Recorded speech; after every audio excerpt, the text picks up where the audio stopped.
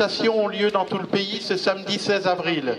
Elles font suite à un premier tour des élections présidentielles où plus de 10 millions d'électeurs et électrices ont voté pour des candidats parlant de préférence nationale, d'islamisation, de la société, de remigration.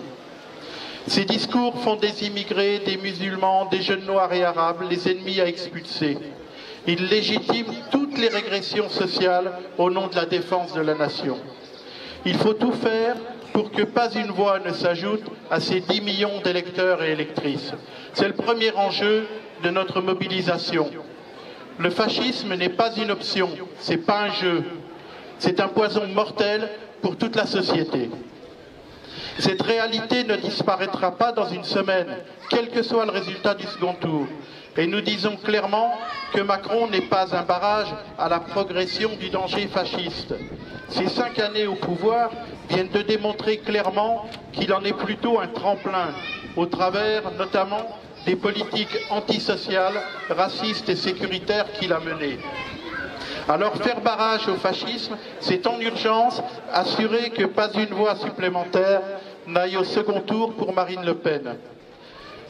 Mais c'est aussi nous organiser pour construire aujourd'hui et demain la riposte dans tous nos quartiers, lieux de travail et d'études contre la présence des fascistes et contre toutes les politiques racistes, sécuritaires et antisociales mises en place par le pouvoir. Pour cela, nous avons besoin de l'unité la plus large et de toute la diversité de celles et ceux qui se battent pour la justice et l'égalité et pour l'accueil inconditionnel de toutes et tous les migrants, migrantes et sans-papiers. La marche des solidarités et la campagne antiracisme et solidarité ont appelé à des manifestations dans tout le pays, dès les résultats du premier tour.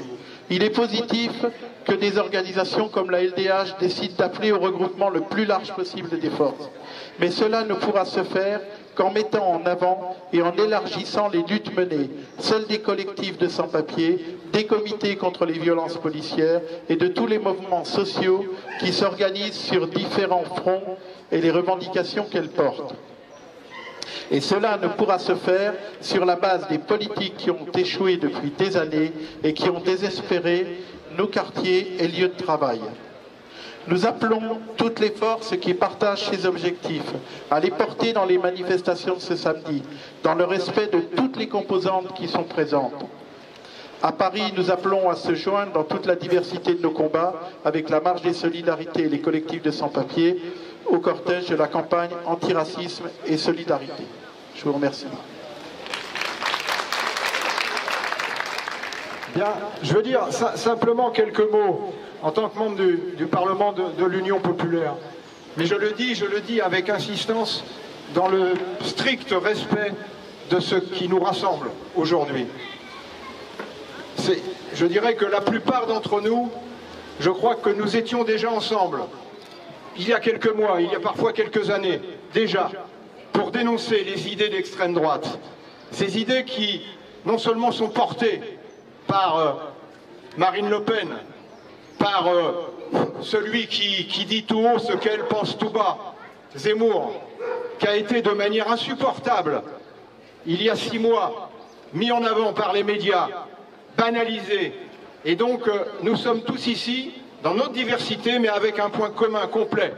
C'est de dire, il n'est pas possible qu'une seule voix, en tout cas chez nous, c'est clair, net et précis, pas une voix ne doit être donnée à Marine Le Pen. Et ce combat, il faut continuer de le mener parce que, évidemment, nous avons pu voir qu'un certain nombre de gens, évidemment nous en connaissons, sont trompés par Marine Le Pen, sont trompés par le fait qu'il faut non seulement dénoncer le risque que représente le fait qu'elle soit élue présidente de la République, le risque raciste, le risque de la division, le risque de la guerre civile, c'est clair. Mais il faut aussi dénoncer l'escroquerie sociale de Marine Le Pen. Parce que, on le sait bien, Marine Le Pen qui ose prétendre qu'elle est pour le social, qui ose prétendre alors qu'on sait qu'elle est contre la revalorisation du SMIC, qu'elle est contre la retraite, qu'elle est contre le blocage des prix, et que bien entendu c'est la même politique de ce point de vue-là que la politique néolibérale qui a permis effectivement que des gens soient de plus en plus mécontents, que des gens soient de plus en plus en difficulté. Et c'est auprès de ces gens-là aujourd'hui aussi parce que je crois que nous, ici, nous en sommes tous convaincus, auprès de ces gens-là aussi, qu'il faut leur dire que pas une voix ne doit aller à Marine Le Pen. Et voilà, et je souhaite que, évidemment, nous continuions tous ensemble à porter non seulement ce refus de l'extrême droite, ce refus de la division, et puis que nous nous retrouvions aussi, bien entendu, ensemble dans des combats futurs, pour ensemble trouver des solutions pour s'opposer aussi à la politique antisociale qui sera mise en œuvre. Merci. Bonjour, je voulais juste rajouter une toute petite chose. Je voulais dire que l'extrême droite porte en elle le recul du droit des femmes. C'est quelque chose de très important. Tous nos acquis, comme l'IVG, derrière l'extrême droite, c'est ça qui se cache et je voulais le rappeler aujourd'hui. Merci. Bonjour. Je ne voulais pas parler au départ parce que je pensais que ça servait à rien. Quand je vois l'assistance, on est pratiquement souvent les mêmes dans tous les combats, heureusement. Je me pose la question sur tous les autres. Les autres, ceux qui doutent, ceux qui veulent donner une chance à Marine Le Pen, parce qu'on en a marre de Macron, moi aussi. Ceux qui n'ont jamais voté parce qu'ils ne croient plus au fonctionnement de notre République, malheureusement. Alors moi, j'ai 3 enfants. Ils ont tous des prénoms mixtes. Je vous donne un, Andrea Mohamed. Rassurez-vous, je lui ai donné le prénom de Mohamed, deuxième prénom, avant que Zemmour nous l'interdise. Mais aujourd'hui, c'est vrai que ça fait 26 ans que je vis en France. Je suis réfugié en France depuis 26 ans. J'ai connu les valeurs de la République française, la culture française, Boris Vian, Edith Piaf, Francis Cabrel. Je rêvais de ça quand j'étais en Algérie. Et un jour, je me retrouve en France, qui m'a accueilli, ce beau pays, qui m'a donné la possibilité d'écrire une histoire pour moi, pour les amis, pour la société, pour mes enfants, qui m'a même donné la possibilité de devenir élu, c'est-à-dire prendre la décision et participer à la construction de la vie avec les autres et le vivre ensemble. Oui, j'aime ce pays. Aujourd'hui, je disais tout à l'heure, je ne le reconnais plus, ce pays. Mais au fait, vous êtes comme moi, on ne le reconnaît plus. Pourquoi? Certains parlent d'évolution, d'autres parlent de peut-être dans le cycle des mouvements des sociétés, il y a toujours un point, on arrive à une contradiction des choses et qu'il faut éclater cette contradiction. Soit elle vient par une révolution, soit elle vient par une évolution. Et je pense que nous, le monde, l'Europe, nous sommes face à une évolution. Je ne sais pas comment on appelle ça. Ça, c'est le côté philosophique pour me rassurer pour demain. Mais je me disais, est-ce que je vais aller voter encore pour Macron? Parce que je considère que nous sommes en sursis. Soit le 24, soit dans 5 ans. Alors, on attend que Macron comprenne, qu'il nous donne des signes, des gages. Moi, je ne crois plus. Je ne crois pas.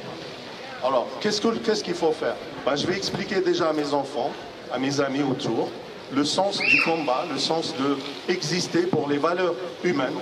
Donc, cette France, elle est toujours au fond de moi, je la recherche.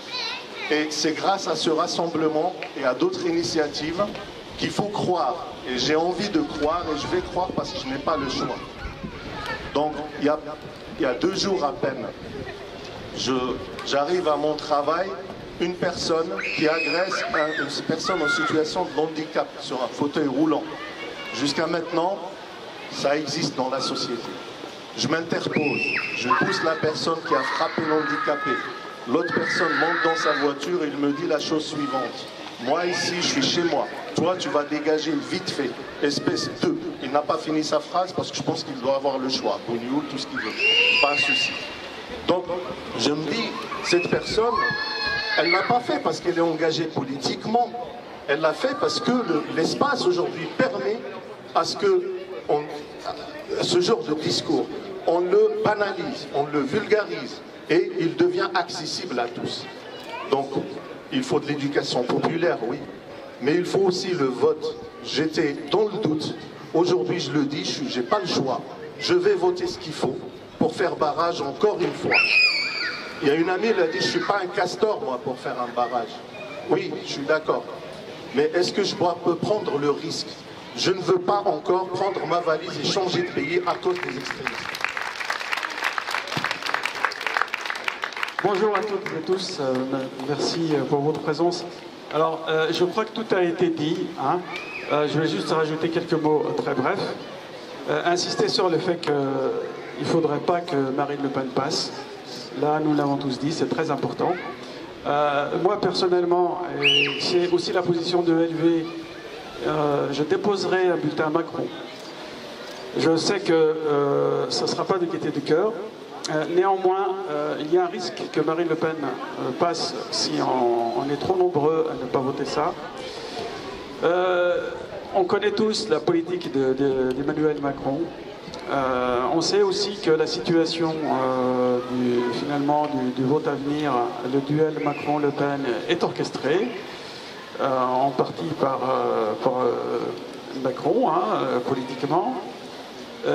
Cependant, quand même si Emmanuel Macron est à nouveau président et que ça va être à nouveau très difficile, on a quand même des moyens de résister, on a quand même des moyens à la fois démocratiques et, je dirais, concrets, de manifestation pour s'y opposer.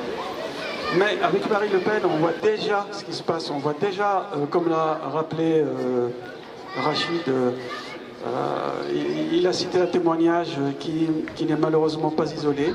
Alors les ratonnades, elles ont lieu un peu partout. Il y a des militants de gauche qui se font agresser.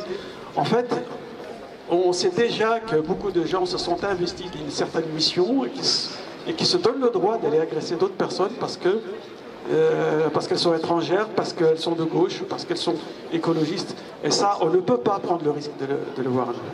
Je vous remercie.